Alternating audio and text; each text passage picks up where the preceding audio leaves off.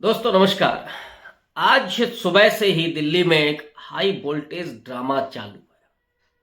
अरविंद केजरीवाल के घर के इर्द गिर्द पुलिस सुरक्षा बढ़ाई गई है।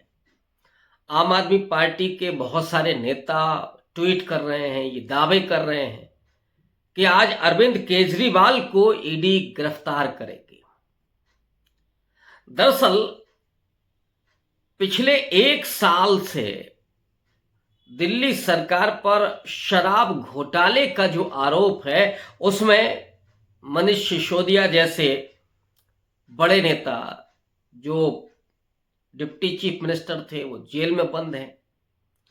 उनके कई और नेता इस समय जेल में हैं। सत्येंद्र जैन साल भर से ज्यादा जेल में रहे।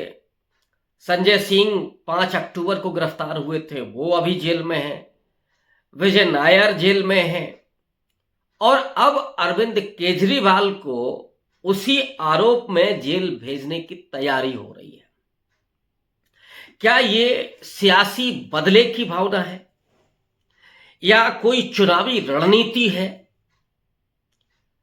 या अरविंद केजरीवाल की जो छवि खुद उनके जरिए बनी थी, उस पूरे अन्ना हजारे के आंदोलन को अगर आप देखें 2013 में जो दिल्ली के रामलीला मैदान में जिस तरह से हजारों लोगों का हुजूम लोकपाल के लिए और यूपीए सरकार पर जो भ्रष्टाचार के आरोप लग रहे थे उनके खिलाफ तिरंगा लेकर के एक राष्ट्रवाद के बोध के साथ देशभक्ति के नाम पर जो भीड़ इकट्ठा हुई थी, जिसमें देश के सैकड़ों एक्टिविस्ट, पत्रकार, वो तमाम अपने अपने काम छोड़ करके जमा हुए थे रामलीला मैदान में। अन्ना हजारे से लेकर के किरण बेदी, अरविंद केजरीवाल, योगेंद्र यादव, प्रशांत भूषण, आशुतोष और भी कई लोग, उसमें कई कवि भी शामिल थे। एक कवि महोदय कुमार विश्वास वो भी थे। फिर आम आदमी पार्टी बनती है और दिल्ली में जब उसने चुनाव लड़ा, पहला ही चुनाव लड़ा तो कीर्तिमान स्थापित किया और दूसरे चुनाव में तो बीजेपी का सुपड़ा साफ कर दिया दिल्ली से। त्वरित सफलता जिस पार्टी को मिली, निश्चित रूप से वो एक ऐतिहासिक है आम आदमी पार्टी। लेकिन आम आदमी पार्टी पर जिस तरीके से आरोप लगे वो भी अपने आप में किसी आश्चर्य से कम नहीं है।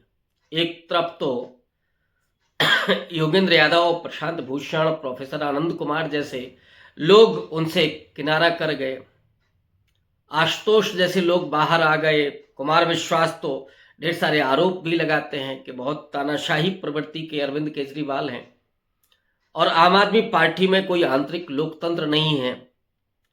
खुद लोकपाल के जिस बिना पर आंदोलन किया गया था, पूरी आम आदमी पार्टी खड़ी हुई, उस लोकपाल का क्या हुआ किसी को नहीं मालूम है और अन्ना हजारे आज कहां हैं ये भी किसी को नहीं मालूम है। उसमें बहुत सारे नेता पुरस्कृत हुए, बहुत कुछ मिला। किरण बेदी राज्यपाल हो गई, कुमार विश्वास रातों रात स्टार हो गए।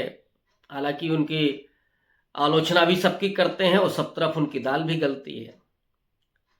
प्रशांत भूषण, योगेंद्र यादव, आशुतोष, इन सब ने दूरियां बना ली और अरविंद केजरीवाल एक तरह से सुप्रीम हो गए आम आदमी पार्टी के।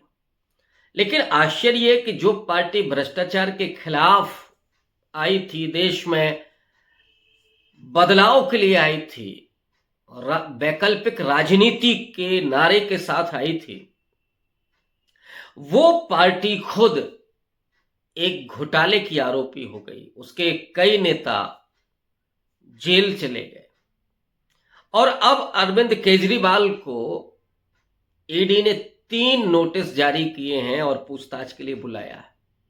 लेकिन आज अरविंद केजरीवाल ने अपना एक वीडियो जारी किया और उन्होंने कहा कि ईडी ने जो नोटिस दिया है वो गैर कानूनी है और ये भी उन्होंने कहा कि जो आरोप हैं शराब घोटाला है जो कथित रूप से, वो भी फर्जी है, क्योंकि आज तक उसमें एक भी पैसा बरामद नहीं हुआ है। अगर भ्रष्टाचार हुआ है तो फिर कुछ पैसा बरामद तो होना चाहिए, लेकिन कहीं कहीं कोई रिकवरी नहीं। तो फिर भ्रष्टाचार किस बात का, और किस बिना पर हमारे नेताओं को जेल में रखा गया है और अब मुझे जेल भेजने की तैयारी हो रही है। अरविंद केजरीवाल ने यहीं पर वो चुनावी कार्ड भी खेला और उन्होंने ये कहा कि दरअसल मुझे चुनाव से रोकने, चुनाव में कैंपेन करने से रोकने की ये तैयारी हो रही है, क्योंकि हमको वो जेल किस आधार पर भेजेंगे। कोई पैसा बरामद नहीं हुआ है, ये जो आरोप है वो थोथा है, खोखला है, बिना किसी आधार के है। तो दरअसल नरेंद्र मोदी लोकसभा चुनाव में अरविंद केजरीवाल को प्रचार से रोकने के लिए ये पूरी साजिश रच रहे हैं। अरविंद केजरीवाल ने कहा कि जिन लोगों ने भ्रष्टाचार किया है, और ये भारतीय जनता पार्टी है कि वो ईडी और तमाम एजेंसियों का जो दुरुपयोग करती है, दरअसल उन लोगों को भारतीय जनता पार्टी में शामिल कराने के लिए करती है। बहुत सारे ऐसे नेता हैं, दर्जनों नहीं सैकड़ों, जिन पर आरोप थे भ्रष्टाचार के, बड़े बड़े आरोप थे। ईडी सीबीआई उनके पीछे लगी हुई थी, लेकिन जैसे ही वो भारतीय जनता पार्टी ज्वाइन करते हैं वैसे ही वो जांच या तो ठंडे बस्ते में डाल दी जाती है या खत्म कर दी जाती है।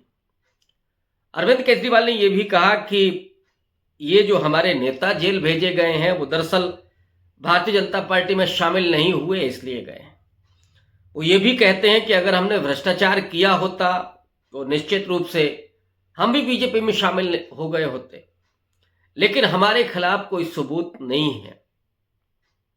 और ये जो कोशिश हो रही है ईडी के जरिए, वो हमको गिरफ्तार करके जेल में डालने की और चुनाव प्रचार में रोकने के लिए हो रही है। जबकि ईडी के अपने तर्क हैं, ईडी का अपना दावा है, ईडी का कहना है कि हम पूछताछ करने के लिए बुला रहे हैं अरविंद केजरीवाल को। जो 3 नोटिस उन्होंने उनको केवल लिखा भर, लेकिन वो पूछताछ के लिए पहुंचे नहीं। अब चौथे नोटिस की ईडी तैयारी कर रही है। क्या अरविंद केजरीवाल को गिरफ्तार किया जाएगा, ये एक बड़ा सवाल है।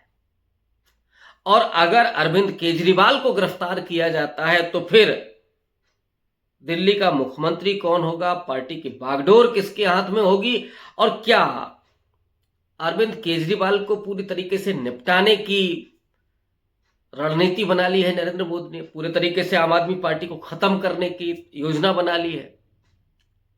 और ये जो एजेंसियां हैं, चाहे ईडी हो, सीबीआई हो, इनकम टैक्स हो, वो विपक्ष के तमाम नेताओं पर शिकंजा उसी तरह से कस रही है। बिहार में आरजेडी के नेता तेजस्वी यादव पर इस समय वो पूरी ईडी हमलावर है, शिकंजा पूरी तरीके से कसा जा रहा है। इधर झारखंड के मुख्यमंत्री हेमंत सोरेन को भी 7 ईडी के नोटिस मिल चुके हैं। उनकी भी गिरफ्तारी कब हो जाए कुछ नहीं कहा जा सकता है। ये जो पूरी कोशिश है, ये जो पूरी साजिश है, निश्चित रूप से इसके पीछे एक बड़ा कारण तो लोकसभा चुनाव है, और दूसरी तरफ विपक्ष को पूरी तरीके से खत्म करने की साजिश भी है। अगर कोई आरोप है तो डेफिनेटली वो एजेंसियां अपना काम करती ही हैं, लेकिन सवाल ये है कि एजेंसियां स्वतंत्र हैं या मोदी की मुट्ठी में है, मोदी के इशारे पर वो काम करते हैं। ये बिल्कुल वाजिब सवाल है कि चाहे वो अजीत पवार हो, एकनाथ शिंदे हो, या कई और लोग हों जिन पर जांच चल रही थी, और जब वो बीजेपी के साथ आ जाते हैं, बीजेपी में शामिल हो जाते हैं। हेमंत बिस्वा शर्मा जो मुख्यमंत्री हैं असम के, उनके ऊपर चार्जेस थे, वो मुख्यमंत्री हो गए, सारे चार्जेस कहां चले गए किसी को नहीं पता है। तो ऐसे क्यों हो रहा है, ये तो सवाल बना ही हुआ है। और दूसरी तरफ ये भी सवाल उठता है कि भारतीय जनता पार्टी के किसी नेता के खिलाफ ईडी क्यों नहीं, या बहुत सारे सवाल हिंडनबर्ग की रिपोर्ट के जरिए उठे अडानी पर कोई ईडी का छापा क्यों नहीं। तो ये कहीं ना कहीं इस बात को रेखांकित करता है कि इन तमाम एजेंसियों का दुरुपयोग हो रहा है, और लोकसभा चुनाव के पहले ये दुरुपयोग अभी और बढ़ सकता है। अरविंद केजरीवाल के जो सवाल है वो अपनी जगह वाजिब हैं, लेकिन एक आश्चर्य ये भी है कि उस पार्टी पर इतने गंभीर भ्रष्टाचार के आरोप कैसे हैं जो भ्रष्टाचार के खिलाफ खड़ी हुई थी। बहुत शुक्रिया।